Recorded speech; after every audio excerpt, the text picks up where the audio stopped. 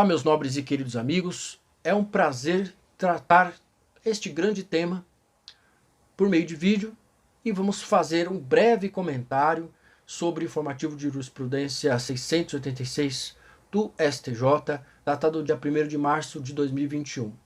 Este julgado no RESP 1.807.180 do Estado do Paraná, relatoria do ministro Og Fernandes, diz respeito sobre a controvérsia se tratar-se de aplicar ou não o CPC nas ações de execução fiscal. Essa seria essa primeira indagação. Em segundo, que aplicado o Código de Processo Civil, se haveria possibilidade de inclusão do devedor no cadastro de inadimplentes. Acho que seria essa primeira possibilidade, a segunda como interessantíssimos de grande relevância. De ordem prática, nós podemos estabelecer três contornos importantíssimos. Primeiro, no CPC, se é aplicável, né, o CPC nas ações de execução fiscal, logicamente, a resposta seria sim, porque, inclusive, a própria Lei 8.680 de 1980 trata a respeito desse sentido, que existe sim a possibilidade de aplicação subsidiária. Lógico, a decisão do STJ, em comento, estabelece que, se não havendo nenhum tipo de dissonância no tocante a essa questão de tom, o CPC fala uma coisa, a legislação especial fala outra, é aplicável os dois conjuntamente. Então, aplica o CPC de modo subsidiário, de modo secundário. Esse seria o primeiro ponto. Superada essa questão, aí no CPC, o STJ também consolidou esse entendimento, que a inclusão do cadastro de inadimplentes é possível. Só que essa interpretação é uma interpretação um pouco até estranha para nós dizermos a respeito. Por quê? No artigo 782, parágrafo 3º do CPC, estabelece que nas ações vamos colocar o CPC aí na tela. Seguinte, a requerimento da parte, o juiz pode determinar a inclusão do nome do cadastro, nome do executado no cadastro de inadimplentes, e dirigir-se a execuções fundadas em títulos extrajudiciais. Existe sim a possibilidade de inclusão do cadastro de inadimplentes, conforme se lê.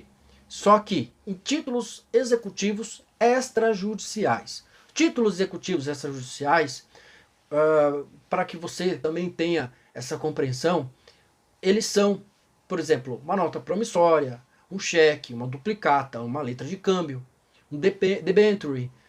Todos esses são títulos de crédito. Ainda existem um rol taxativo, no artigo 784 do CPC, que estabelece esses pontos específicos. Primeiro, agora, o disposto do artigo 782, parágrafo 5º, trata que, no disposto no inciso 3º e 4º, aplica-se a execução definitiva de título extrajudicial.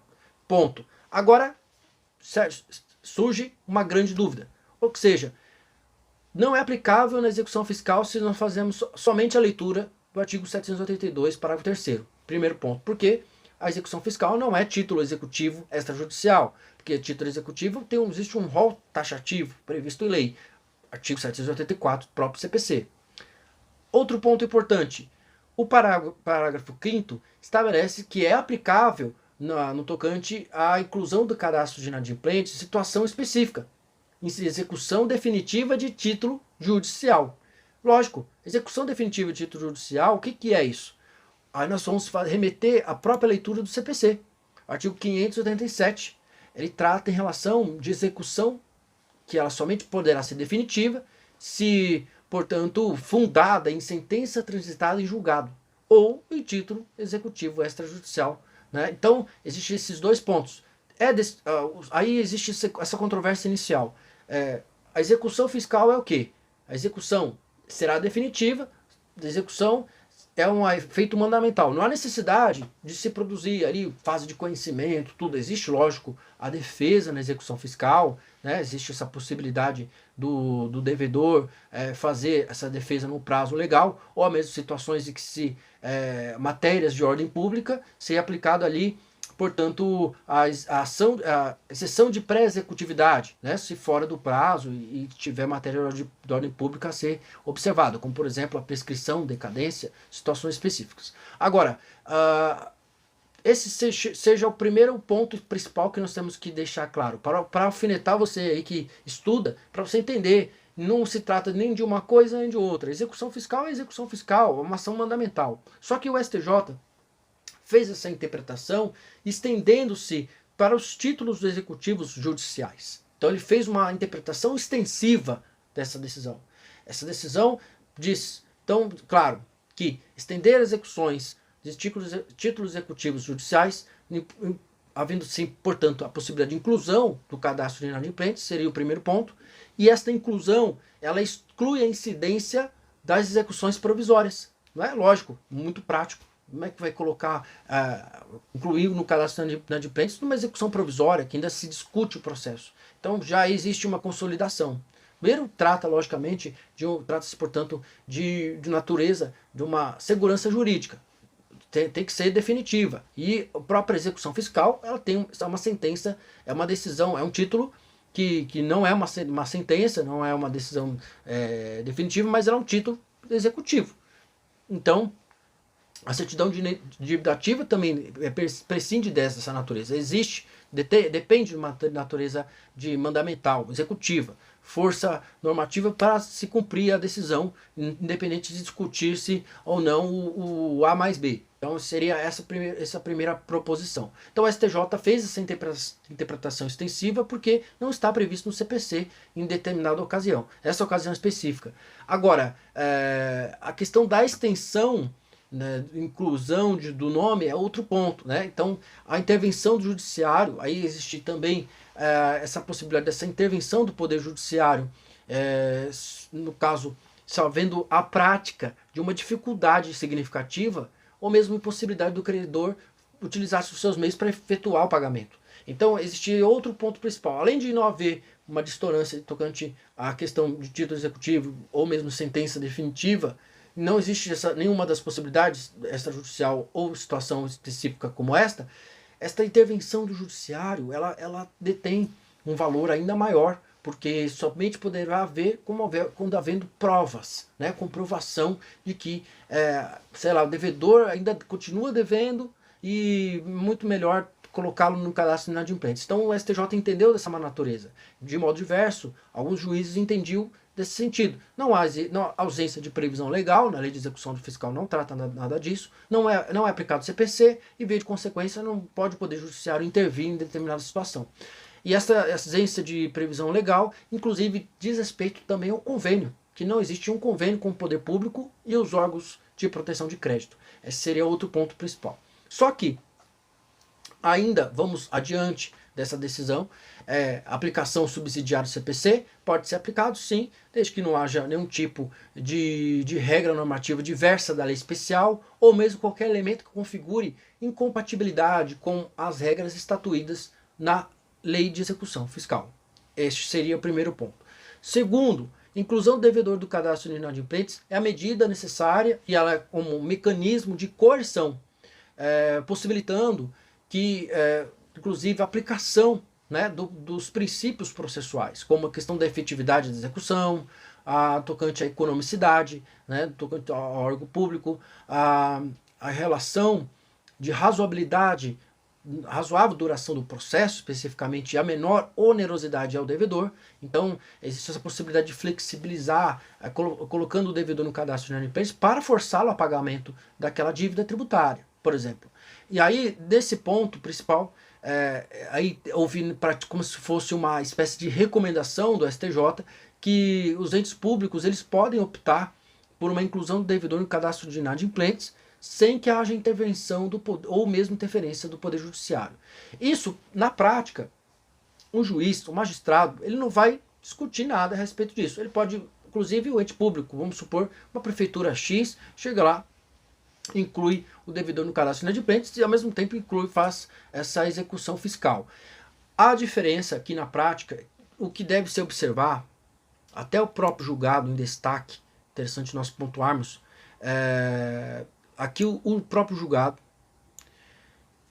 diz respeito a situações de excepcionalidades que o juiz não deve deixar que seja incluído no cadastro de inadimplentes. Primeiro, havendo dúvida razoável da existência do direito ao crédito previsto na CDA. CDA, por vezes, havendo situações com erros, né? Isso é muito comum. Agora, a excepcionalidade, isso diz respeito desse ponto. Agora, as matérias de defesa, a defesa preliminar, como por exemplo a ilegitimidade passiva ad causa, ou mesmo no tocante à prescrição de uma dívida, passados-se mais de 5 anos, nesse ponto não pode incluir o devedor em cadastro de inadimplentes. Seria um tremendo abuso, né? Abuso de direito, inclusive, previsto no Código Civil de 2002. Então existe essa possibilidade de que a inclusão do cadastro de inadimplentes ela é aplicável, sim, de modo subsidiário, o próprio STJ consolidou esse entendimento, só que deve-se observar as excepcionalidades, por exemplo, já mencionado, no tocante à execução, no tocante, na verdade, à prescrição e à decadência.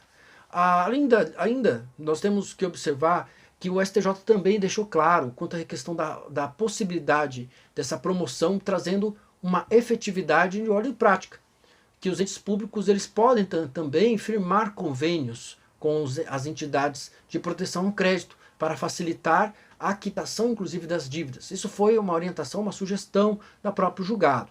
Não que se foi aplicado, isso é o caso concreto, foi uma sugestão.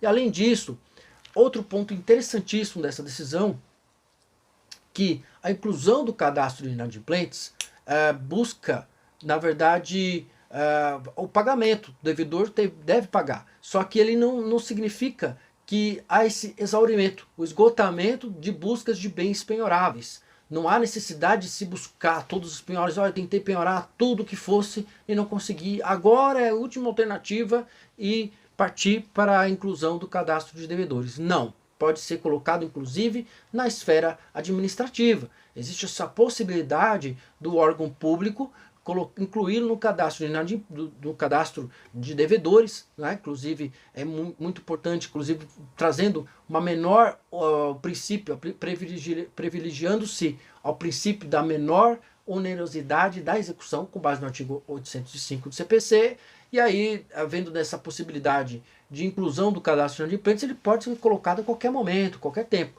O que essa decisão deixou claro a respeito desse ponto. Bom, eu vou encerrar este vídeo. Espero que vocês tenham entendido esse tema. O tema é muito importante. Pode cair na sua prova, no seu concurso público, na sua vida acadêmica, profissional, seja aonde você for atuar. E também para você que sabe que existe sim a possibilidade. E essa decisão, inclusive, só antes de eu encerrar, é uma mudança de entendimento do STJ. O STJ, na verdade, haviam decisões colocando logo há uns 3 anos atrás, 4, tinham decisões diversas. Agora muda esse entendimento, já na verdade consolidando um entendimento diverso que os tribunais vão ter a obrigação de cumpri-lo, vão ter que seguir as orientações desse julgado.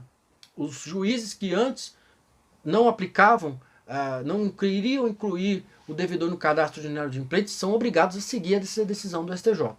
E também os tribunais superiores também. É isso. Eu vou encerrar este vídeo agradecendo você que nos assistiu e se inscreve no nosso canal, que em breve eu vou trazer novidades do mundo jurídico. Um forte abraço.